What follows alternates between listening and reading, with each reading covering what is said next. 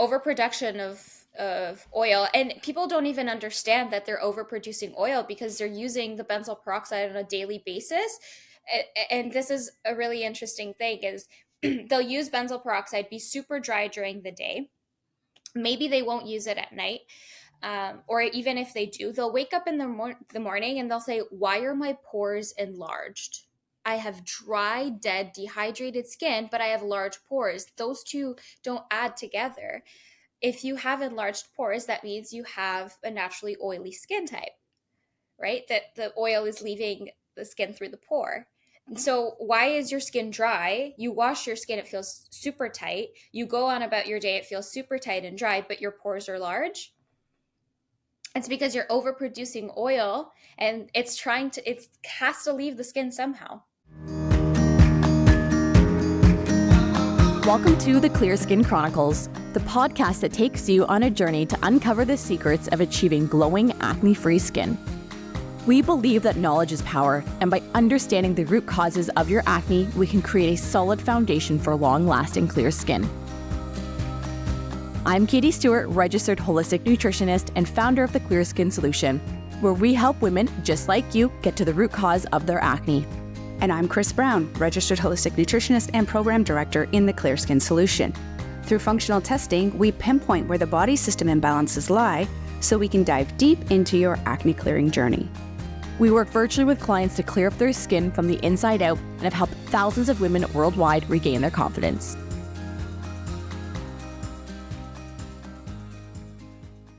Another skincare episode. We know you guys love this. The stats on these are always fantastic because as acne sufferers, skincare is kind of something we're all obsessed about, right? And of course, we had to bring back our lovely Ashley. She is our on-staff holistic esthetician in the Clear Skin Solution. And a topic we really wanted to cover, Ashley, was the medicated topicals. This was actually an audience request. A number of people in our community on Instagram asked us to talk about medicated topicals. So today I want to break down some of the most common ones we see with our clients, the impacts that they can have on the skin barrier and the skin, of course, really discuss that fear of coming off of it, and then tactics they can take should they decide to stay on it or should they decide to come off. So Chris, I'm going to let you break down would you say are the most common medications that you see clients coming in with, topical wise? Guaranteed, I'm going to see a tretinoin for sure. I'm going to see benzoyl peroxide. Oh, I had my days with that. No worries. Sometimes we see more in the American clients. I see topical spironolactone, clindamycin, and a bunch of different, even some new ones that come in, like a bunch of different acid-based ones. However, if I had to go for top core, we're going to go tretinoin, we're going to go benzoyl peroxide, clindamycin, and topical spironolactone. Mm-hmm. And when we look at the clindamycin, that's a topical antibiotic. Mm-hmm. The tretinoin is a prescription retinoid. And then the benzoyl peroxide, there's a number of different brand names. It's really just going to depend where you are, what country, and what your doctor prescribed for you. Or just benzoyl peroxide from the brown bottle on a cotton swab. Oh, yes. That is or if you live in the US, you just go to your local grocery store and you get 10% benzoyl peroxide, which is what they which is what they're hesitant to prescribe in most countries. That's lovely. Yes. Yeah. So, I got some acne. I'm just going to go to the local grocery store and pick up a benzoyl peroxide wash, and then maybe we'll add some benzoyl peroxide moisturizer with it too. And it's totally fine because it's got whatever shea butter in it as well. So I'm cool. Yeah. We see that often, right? And it's because it's not just the one, because when we look at prescription topicals, they are quite harsh to the skin. They can really irritate the skin barrier. Mm-hmm. And when you're choosing to use a medicated topical, and then you're using like a salicylic acid, and then you're using a cream with acids in it, and then you're using that, like it's not just the medication alone. It's also the combination of all of the other harsh topicals of the more is more. I just need to dry the crap out of my skin. And then you're left with a very raw, irritated skin and a destroyed skin barrier. Exactly, 100%. So let's kind of break down, how are these impacting the skin barrier, and what are some things that we can start doing to be repairing that skin barrier?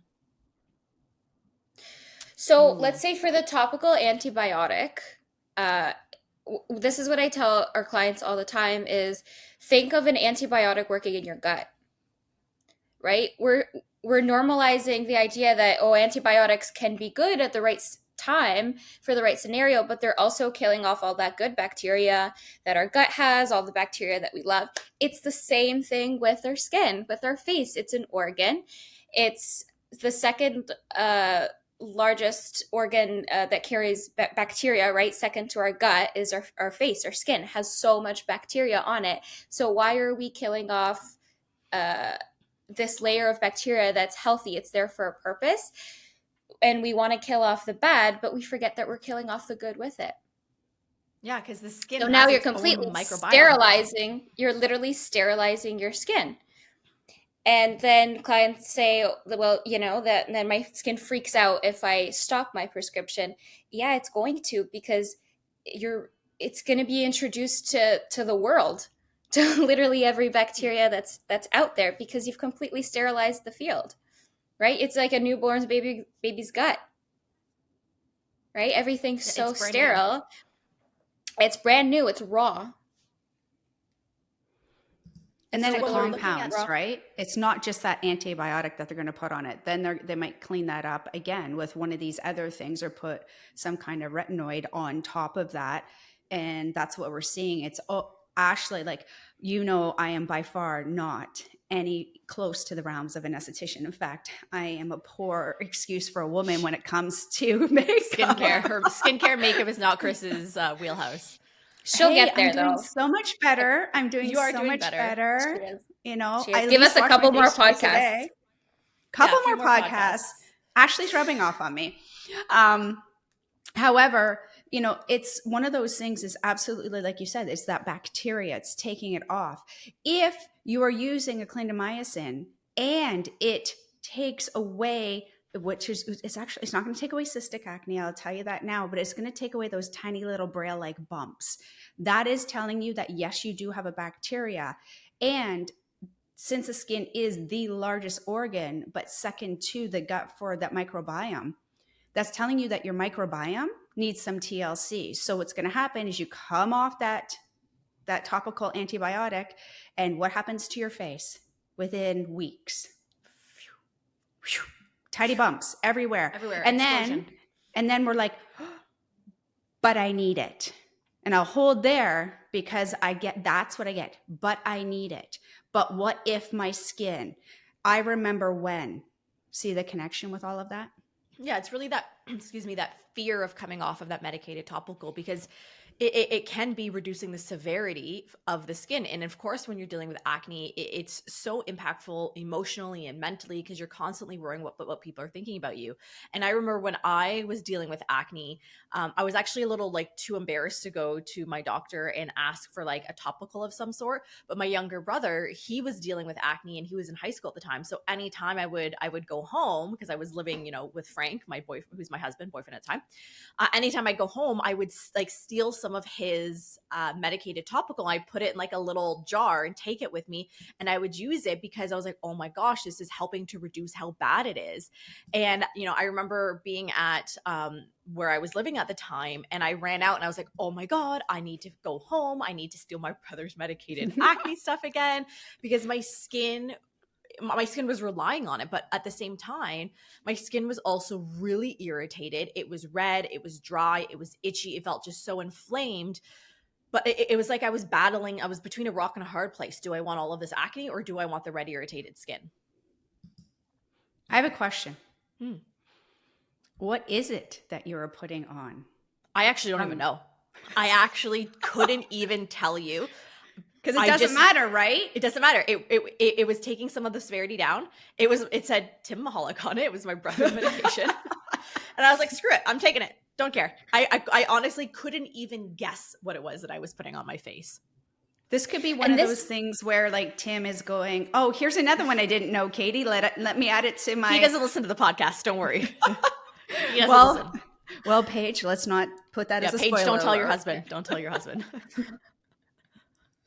And this is a common thing that we see even today. Like I see this all the time. People either borrowing or taking some of their friend's prescription. I see it with retinol all the time. It's like, oh, retinol's amazing for you. I read all the blogs, all the socials. Why should I go and buy a $100 retinol at Sephora when I could just get it from the dermatologist and get it, claimed through my insurance? Oh, but wait, my derm, most of the time they'll give it to you just because it's great for the skin. But sometimes if they don't give it to you, I'll just go to my next friend who can get unlimited refills from their doctor, and they'll just give me a bottle for $20. And there you go, right? It's like that black market retinoid juice for acne sufferers, because tretinoin is a prescription retinoid. And Ashley, what's made really the difference between a prescription retinoid and say like a retinol or retinaldehyde serum you would be getting from an esthetician? Well, first of all, it's like 100 times stronger, more potent. It's synthetic vitamin A, right? Keyword synthetic there. And it is your skin essentially has to go through a couple different conversions of tretinoin to get to retinaldehyde to actually be used by the cells and encourage that cell turnover, and be used as that raw ingredient. So that's where all of the irritation comes in, because your skin's trying to go through all of that conversion. You're adding this ingredient all at once. It's freaking out. It doesn't know what to do. It's synthetic. It doesn't recognize, right? It doesn't fit the puzzle. Absolutely. And that's So, where all yeah, the it's irritation just much comes stronger, in. and it's going to be way more irritating, and your skin's That's not going neat. to I didn't know recognize it kind of as like, much as I it knew would. like, anyways, long story short is I just want to say I knew some concepts of that, but that just put all the puzzle pieces together and how that looked. So that was good. That's why we got Ashley. Ashley's our skincare expert. We love her. Don't come to Chris. Yeah. No, But that's I'm also not going to why Chris. that's why you get dry skin with tretinoin too. It's because your skin's going through the cellular turnover, and it's speeding up the rate of you producing more skin cells, which in theory sounds amazing. And then, but what happens is it's then you're getting all that dry skin, all that skin that's supposed to be sloughed off, but can't. It's just sticking on. So that's where you get those patchy uh, dry patches with tretinoin. Okay, so another one that we see, of course, like we mentioned earlier, was the benzoyl peroxide, and it coming under different brand names. Benzoyl peroxide is just drying the crap out of your skin. So do you want to talk a little bit about benzoyl peroxide, Ashley? Oh, me and benzoyl I know, peroxide. she's like, please don't make me. Please don't. We all have our stressors. I need a game face when somebody says benzoyl peroxide. I need to like have like Your poker face. serious poker face, Yeah. because I cringe. It's drying out your skin because, again, it's sterilizing out the skin. It's completely squashing your sebaceous glands, your oil production, right? That's there for a reason. We have these oil glands to produce oil, to keep our skin lubricated, to keep it nice and healthy, and provide nutrients and all of the good stuff. And the theory with benzoyl peroxide is it reduces bacterial-caused acne. So you think of that acne that you're bursting out with, pustule. Like, well, pus will tell you it's bacterial filled, caused by a bacterial overgrowth. So benzoyl peroxide could help with stuff like that. But if you are, you've got those cystic bumps here and there, you get them around your cycle, you don't know why, they're there for a month, they never heal. That is, they never come up to a head, they're never extractable. I can't get anything out of them. That's where you have to stay away from benzoyl peroxide. That's where the biggest miscommunication happens. Because you're then drying out. It can't reach it, and it's an inflammatory condition. So you're now adding something topically that's causing more inflammation to already inflammation that's happening under the skin. Mm-hmm. So maybe in the dermal layer it won't do anything, but topically it's still drying out your skin. So now you have the inflammation, but you've also added all the dry, dehydrated, dead topical layers of skin. So now you just added another issue. Right, because if you're drying out your skin, like you're just signaling for the skin to produce more sebum, which could in turn increase another type of breakout. Yeah, exactly. Overproduction of oil, and people don't even understand that they're overproducing oil because they're using the benzoyl peroxide on a daily basis. And this is a really interesting thing is they'll use benzoyl peroxide, be super dry during the day. Maybe they won't use it at night. Or even if they do, they'll wake up in the morning and they'll say, "Why are my pores enlarged? I have dry, dead, dehydrated skin, but I have large pores." Those two don't add together. If you have enlarged pores, that means you have a naturally oily skin type, right? That the oil is leaving the skin through the pore.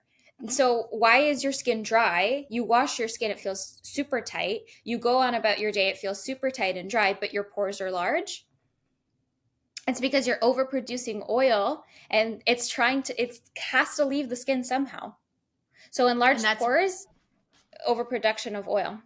You're we get overstimulating questions the about glands. enlarged pores all the time. I would say like almost daily somebody is asking about enlarged pores. I even have girlfriends be like, "Hey, why are my pores like this? Why? What is Help going on?" me. And that's Yeah. the thing, right? Is it needs to come out some way. The other Yeah. thing I just wanted to mention is let's take this back from a body system perspective.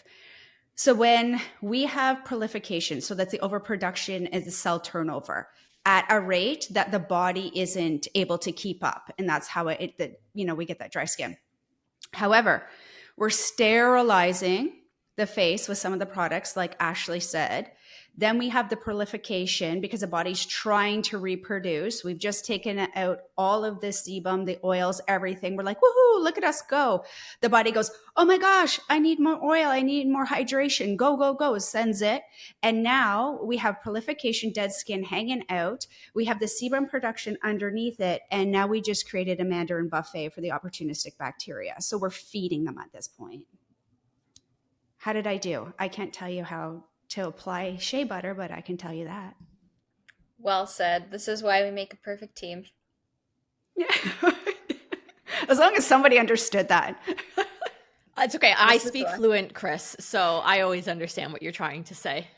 Yeah, Katie, honestly, every day she starts the day off with 3 gold Chris stars because nobody else understands what happens up in here.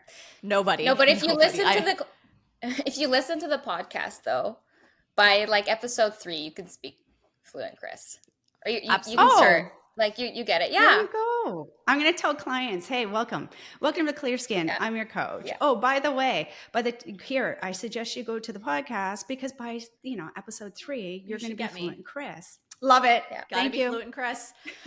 So now that we've talked about the different types of the topical prescriptions, let's kind of talk about the impacts to the skin and the skin barrier. So Ashley, what is the skin barrier and how are these topicals impacting it? So our skin barrier favorite topic is that layer of healthy bacteria, all the bacterial cultures, that invisible layer that we don't see, and the layer that's built of our oils, our ceramides, our skin cells, but essentially like our oil production, our oil layer. It's like your skin's first defense system. So that's kind of what also filters out bacteria, will neutralize, the pH. When we talk about the pH of the skin, right? So when we add something that's very acidic, and how does the barrier not let that get deeper into the skin, and kind of just neutralize the pH. So a couple things that we could do to keep that barrier healthy is not over dry, obviously, not overwash our skin, not overuse any product. Now I know we're talking about topical prescriptions, and that's of course 100%. We don't want to overuse those, but even overusing our topical traditional salicylic acids or exfoliators that feel so good, and we feel like we always have to exfoliate. That's also, we've talked about this in the past, going to impact that barrier. So remove is number one. right? Take it back a step. And then to just keep it overall healthy, we just want to use nice, nourishing ingredients. So your emollients, like your, aloe vera, maybe some shea butter, um, parts of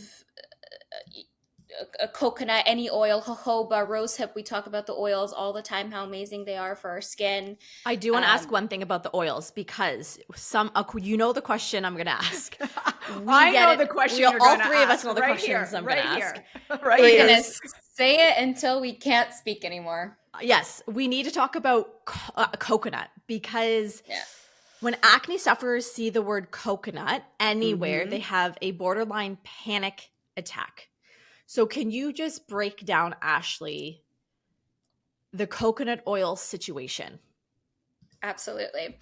Well, it's not even a coconut oil situation. The way it's been It's a put out in the derivative. world, it's like, so first of all, coconut oil is incredibly, Chris is going to love me for saying this, but it's incredibly antibacterial and antifungal. Oh, so there you go. You have an oil that's actually kind of doing the same thing as your maybe prescription, but in a better way. Coconut in its whole. But when we add coconut into formulations, first of all, we're using parts of it, fractions of it. We're not using the whole raw coconut oil. Because the raw So maybe coconut oil can be quite pore clogging for some. it can be because it's so rich. Anything that's Right. very rich, same with shea butter, right? I can't put shea butter, it's shea butter. No, no, no. It's when you put a tub or, raw shea butter on your skin that already is healthy, it's producing its natural oil production. It doesn't need any more. It's saturated. So obviously, if you're going to add more, then it's going to congest. But if you have fractions of these oils into a formulation, nobody picks up their bottle and says, this has coconut derivatives, but it also has alcohol. But it also has, salicylic acid and all these acids that change the pH. So when we take something into a formulation, we have to consider, first of all, the pH of it. A lot of the times, these ingredients that are in there, they'll kind of neutralize each other. Right? So you're adding something that's very drying, very acidic, but then there's also the coconut alkalines in there that are balancing it out.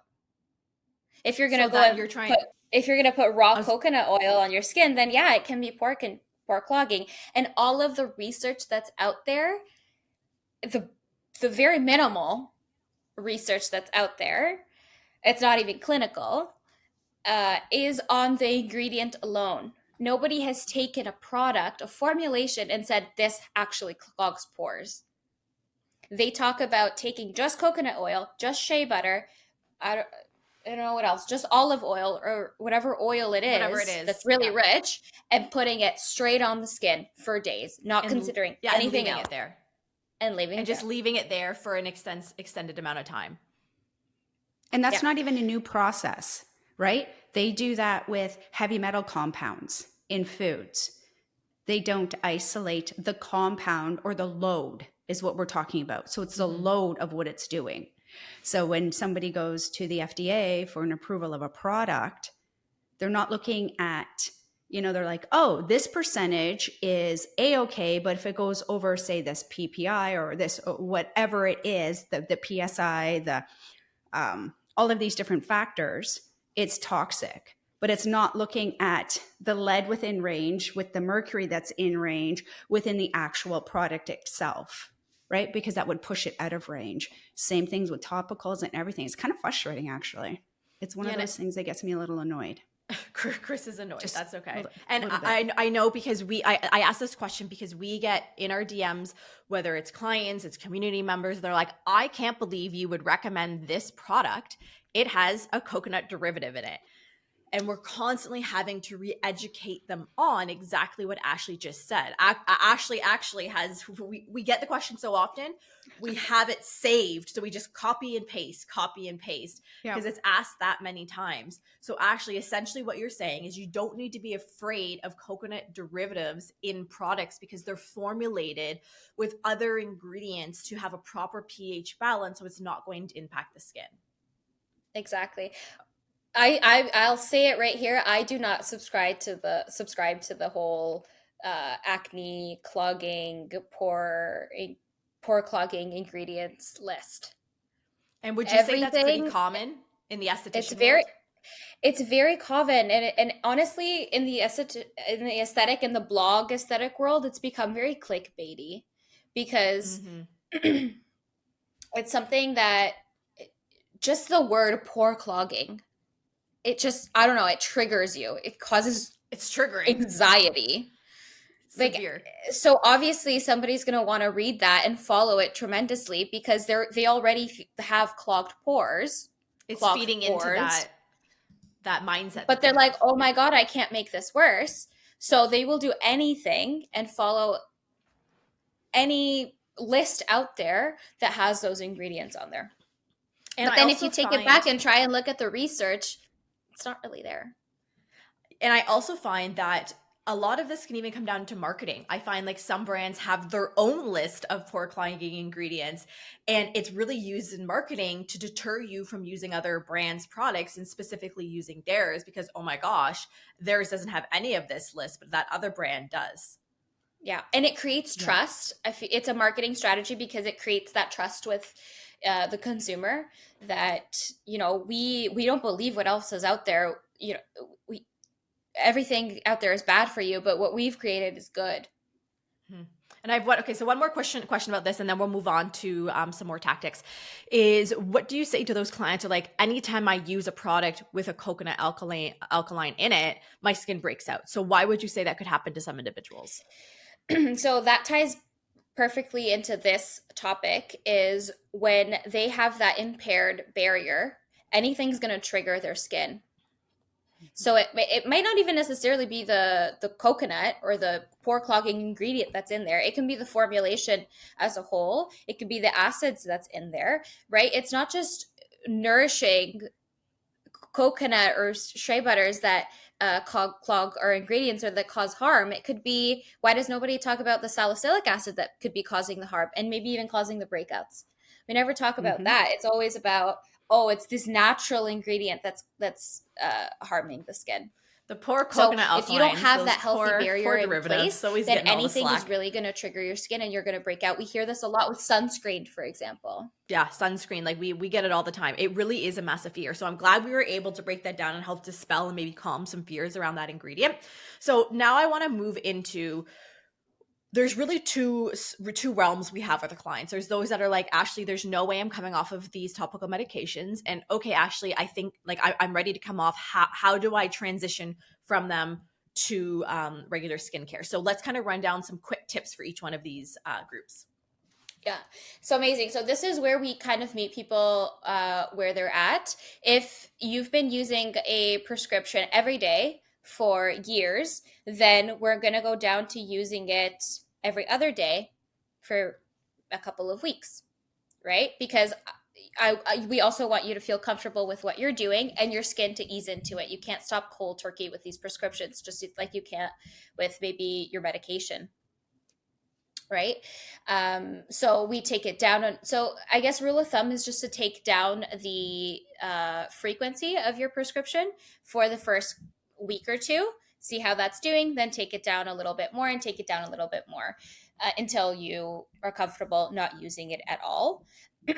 If somebody does not want to go off their topical prescription, that's fine as well. We just have to take into consideration their whole skincare routine, make sure the topical is not overruling all the nourishing, antioxidant rich, hydrating ingredients that are in their routine.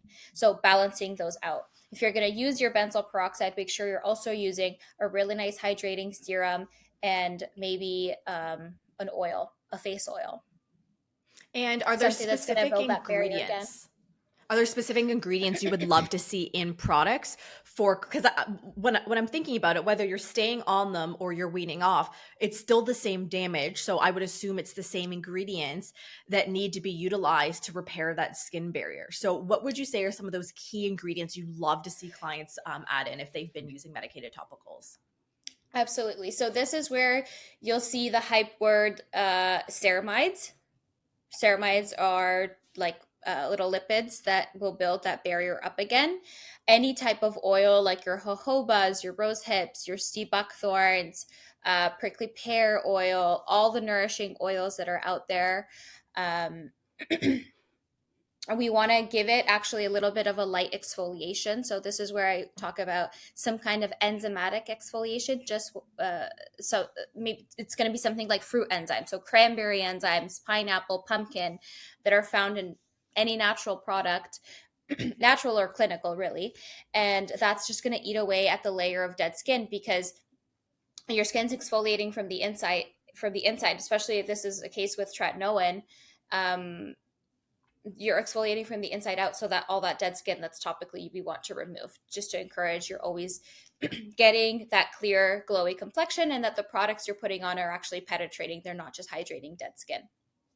Right. So we've got the enzymatic exfoliation in there as well. What else? So we got ceramides, enzymatic exfoliation. Do you ever recommend things like probiotics to help rebuild that microbiome of the skin? Yep, there's a lot of moisturizers out there with probiotic, but that's where even like, you'll see a lot of products with like yogurt extracts now. Or there's some acne brands that have specific probiotic strains in there. Anything that's probiotic rich, but your skin's gonna build that barrier itself, just like your gut does with food. Yeah, it's like when you stop the assault, the body wants to be in a state of homeostasis. It wants to be in a state of balance. It wants to repair. It doesn't like feeling like crap. So when we give the body the reprieve it needs and then support it with some tools, it does a wonderful job of repairing its own components. Yeah. And it's not immediate. Like, don't expect that you're going to slowly, just like anything we're doing with lifestyle. Please, please, please. We've seen it 1,000 times, right? Oh my gosh, I went to every other day and my skin is drier on the day than I didn't take it. Yeah, because your skin is going, where's the trigger? Like, I'm used to this routine. What's happening? It holds memory. So just watch that. So a question on this is, Ashley, 2 questions here. Would you say that the skin can get worse before it gets better when you're building the skin barrier? And what would you say is the typical average length of time it can take to see that skin barrier repair? Absolutely. It doesn't always happen. It can get worse before it gets better. It also depends on how extreme the situation is. But I would say in terms of time, anywhere from 2-3 weeks to 2-3 months. So give it time. It's not an overnight, by Saturday afternoon my skin's going to be back to the repaired skin barrier, because you've been assaulting it for months or years. Yeah, in 2-3 weeks, I'm being generous, but with the first couple of weeks, you'll definitely notice your oil production maybe balance a little bit. Your skin will just feel really nice and soft and supple, and you don't have to crunch your face and it feels tight and dry. Just those things will change. And I love hearing this all the time with clients on the program when I introduce oil cleansing. Oh my gosh, they love it. They love oil cleansing. The other day I had a client of ours that was like completely anti-oil, and I woke up to a message saying, I just bought the 100 ml of this oil because I love it so much. You're creating a cleansing oil cult, just like I have a matcha cult. You're creating a cleansing oil cult. My cleansing oil cult. I love it. It's something I love doing personally. And for anyone that's never used a cleansing oil, I really like it any days I wear makeup, right?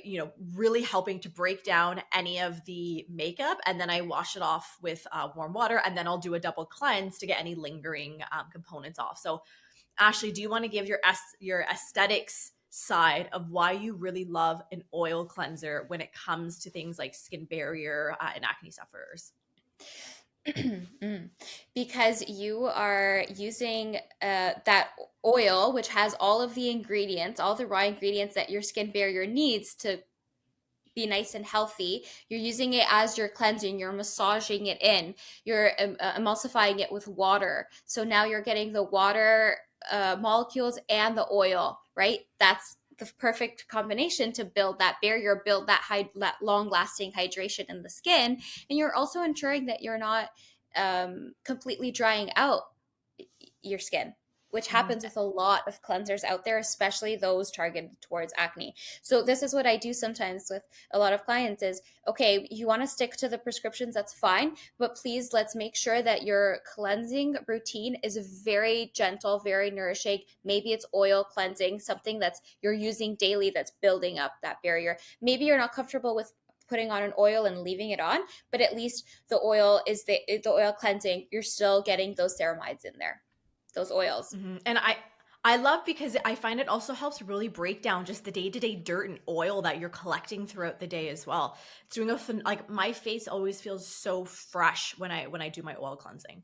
Absolutely. Now I want to and do oil this. actually oil pulls I out wanna try. impurities. Yes. Oil pulls out oil. It's the science of like dissolves like. So oils actually Yes. help pull out congestion from your skin. So blackheads, oil cleansing will help with that, not your drying salicylic benzoyl peroxide wash. And when you're talking about like oil cleansing, what would you say would be some of your favorite brands or products that you recommend to our acne clients? Because I know we're going to get that question, and I think Chris is also going to ask you that question in Slack later. I'm totally down in. But I'm going to make my daughter test it out. You're a guinea pig. Yeah. Oils, it could be anywhere from your jojoba oils, marula. So you're thinking sea like a buckthorn. single ingredient oil, and it wouldn't necessarily matter the brand that they're getting it from? You could absolutely do a single ingredient. Just to get comfortable with it, I guess, in the beginning, before you want to invest in something. But the one I'm really loving it right now is from Living Libations. It's a local Canadian company created by a holistic dentist, and it essentially is jojoba and sea buckthorn based, so it's very rich in antioxidants, that vitamin C from the jojoba, and then it's got some essential oils in there, so it has a little bit of vetiver, a bit, I think, tea tree, some lavender, so all these nice essential oils to also add those antioxidants and to calm down the skin. Adding to cart. Add to cart.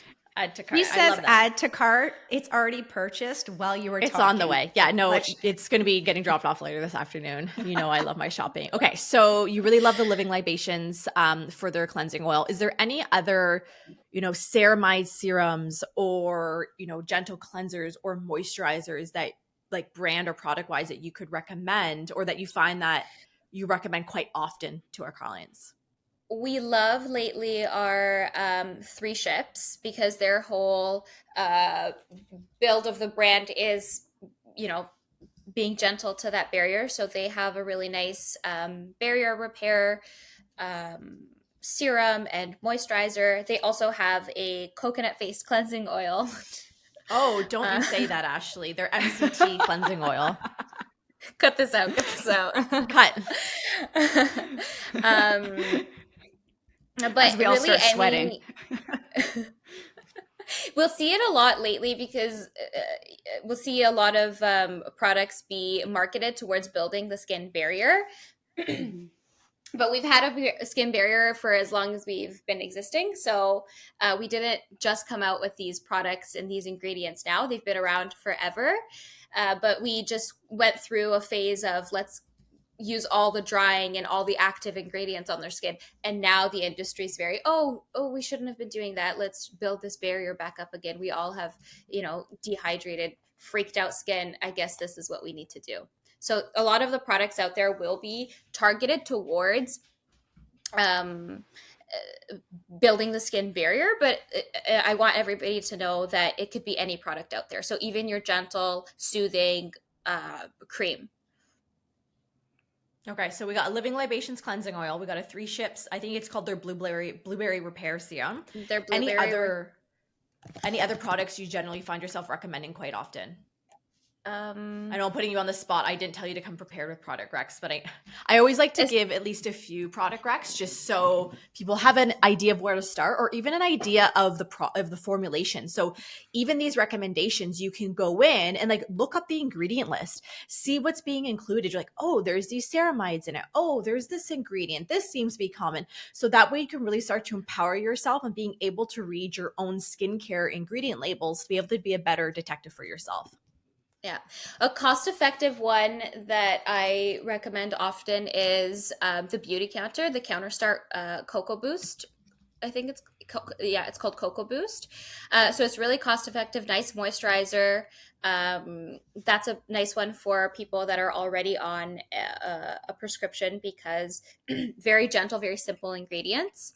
The less the ingredient list, the better when you're on a prescription. Absolutely. And we're putting this in the Oils. show notes, so don't worry. I'm going to link them for you. Beautiful. We love our Eminence oils, any Eminence oil, the Recovery, I believe it's called. Oh, I love the recovery oil. I've used Recovery, it myself. right? It's an investment, but it's so beautiful. Yeah. But with oils that are that rich and that high quality, you don't use a lot either. No, they Like a last couple of forever. drops and they last a long time.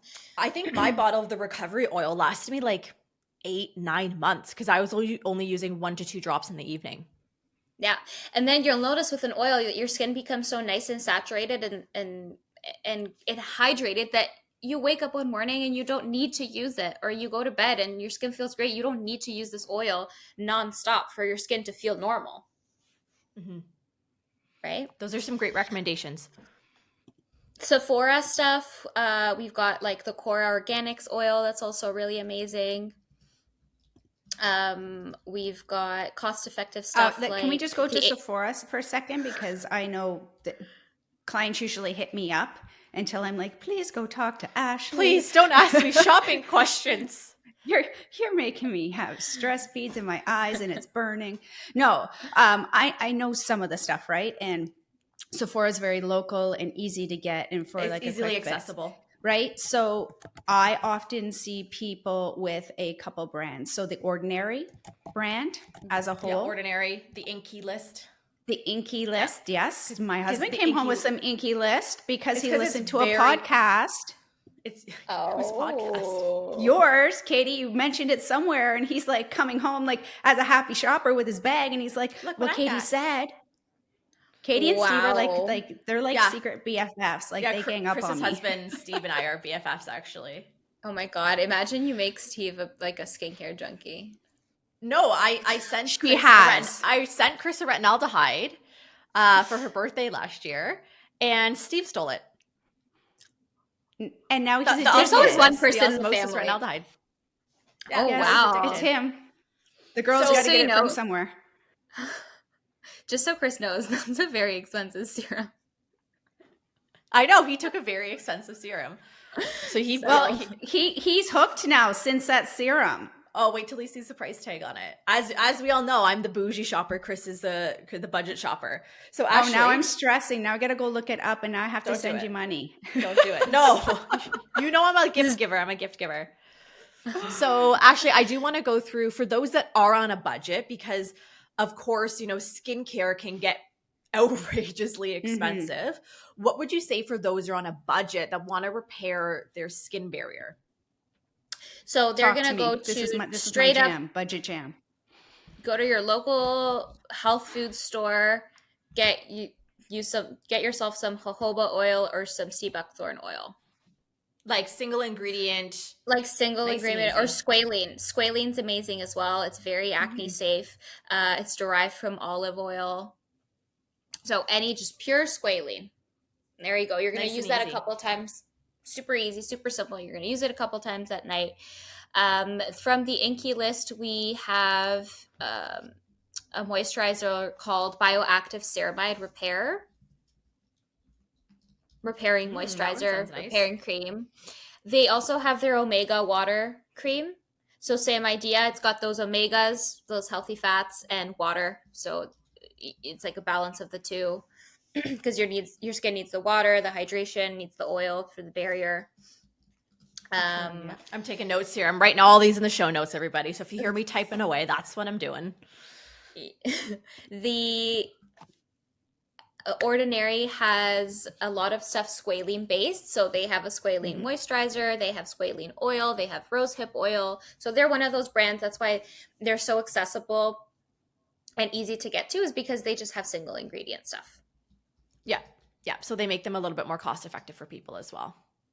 And I will say for clients that they have food intolerances or histamine-like reactions that are high, please go to single ingredient first. I know this because we've seen it time and time again. Outside of that, I love Eminence. It is very food-based. So again, if you're struggling with food intolerances, don't start there. Right? It doesn't mean that more is better or more expensive is, actually, when it comes to skincare, if it is more expensive and it's good quality and we know it, it's absolutely worth the money. Because it's the science behind it. It's what you're paying for. Same with supplementation. You're paying for that quality. So I totally appreciate both sides of that. Just be cognizant of that food-based and food intolerance or histamine-like tolerance or autoimmune, we might want to start a little bit less aggressive with all the great things and single source, and then we can build from there. Awesome. Well, this was a jam-packed episode today. Actually, is there anything that you wanted to add that we hadn't yet covered when it comes to the medicated topicals for acne and repairing the skin barrier? I would want to say that it should not be your first resort. Dare I say that? The medicated topicals shouldn't be the first resort. Topicals, yeah, I really want to put this out there because we see a breakout and out we are to the derm wanting a topical. And I guess this is just my message for today is look a little bit deeper, look, into your body, what's going on before, all these antibiotics become your first resort. Because then you get stuck on them and then you have to repair the damage. Yeah, that's so true. It's like, all right. It's like, I don't know. I think of blood sugar and when you're, you have blood sugar imbalances and then they're all of a sudden you're at the doctor and you're getting your metformin and you're on it for the rest of your life. When you could have just changed a couple simple things and, your blood sugar goes back to normal and you could have avoided that, prescription. You avoided all the prescriptions in the first place. So if you guys are wondering, well, where do I even start on this? Of course, go to the show notes, download our gut loving cheat sheet. This is like the beginning foundational tips that we teach. They seem simple, but they need to be in place. And this allows you to start building and repairing those internal imbalances. So you're not having to stay on these medicated topicals for the rest of time with irritated, dry, cracked, red skin. We can really repair the body from the inside out and nurture and nourish it to repair that skin barrier as well. All right, everybody, another episode here at the Clear Skin Chronicles. Next week's a super fun one. We have the lovely Paige Fursman, the COO of KSW Inc., coming in because we are asking the nutritionist. She has about 20 questions she's going to come in that we received from our audience. We pulled Instagram, so we're answering your questions in part 1 next week. Thanks for hanging out with us this week on the Clear Skin Chronicles. We'll see you next Wednesday with a brand new episode. Remember to subscribe to the show and drop us a review. Sending glowing vibes your way, Katie and Chris.